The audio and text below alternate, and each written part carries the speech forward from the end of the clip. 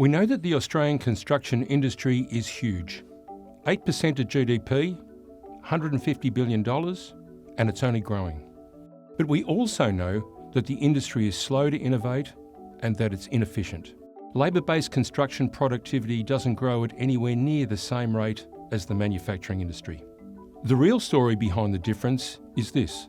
Automation and production methods have changed, and we need to learn from the manufacturing industry.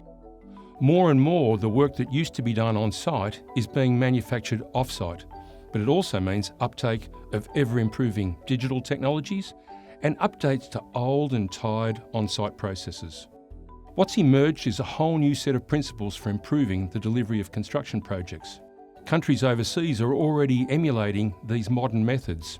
Japan, Europe, Scandinavia. But in Australia, these methods of construction only account for 3 to 5% of that $150 billion share. Use these changes to your advantage. At UTS, we're going to help you successfully take hold of the business opportunities that exist. That's why we've made this professional development subject. Learn what it takes to construct and procure buildings more efficiently. Enrol today.